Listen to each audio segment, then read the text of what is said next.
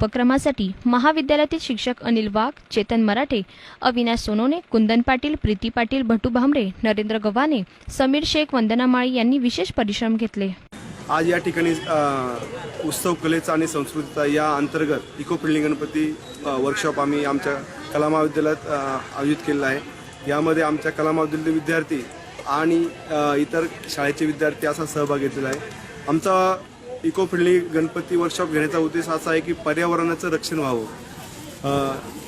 आज सगळ्या ठिकाणी प्लास्टर ऑफ पॅरिसच्या मूर्ती वापरल्या जात आहेत, त्यामुळे पर्यावरणाचा ऱ्हास होत चालला आहे। तो ऱ्हास होऊ नये आणि या विद्यार्थ्यांना भविष्यामध्ये यांच्यावर एक संस्कार व्हावा की आपण शाडू मातीची मूर्ती वापरली पाहिजे का त्याचा पर्यावरणावरती कुठलाही परिणाम होत नाही, त्याचा उपयोग चांगल्या पद्धतीने होतो। म्हणून आम्ही हा वर्कशॉप आयोजित केला आहे। या मूर्त्या गणेशाच्या मूर्त्या तयार करून याच मूर्त्यांची प्रतिष्ठापना करण्याचा उद्देश आमचा आहे।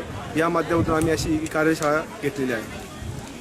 मूर्तिकारांनी दिलेले प्रशिक्षण लक्षात घेऊन चित्रकलेचे शिक्षण घेणाऱ्या विद्यार्थ्यांनी मूर्ती साकारल्यात। तसेच आकर्षक नैसर्गिक रंगसंगतीचे मर्मही समजावून घेतले। अल्पावधीत मूर्ती साकारत त्यावर रंगकाम करणार असल्याने विद्यार्थ्यांमध्ये मोठा उत्साह होता। सण पर्यावरण पूरकच असले पाहिजे। शाडू मातीची मूर्ती साकारण्याचा आनंद होत आहे। हीच मूर्ती स्थापन करून यंदा गणेशोत्सव साजरा करणार असे म्हणत विद्यार्थ्यांनी आनंद व्यक्त केला।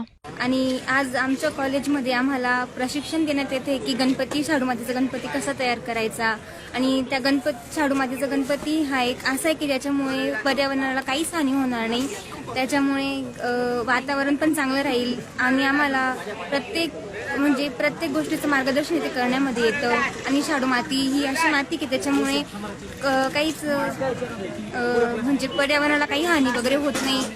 आणि मी सेंटेन्स शाळेचा आहे। आम्ही या शाळेत गणपती बनवायला आलो होतो।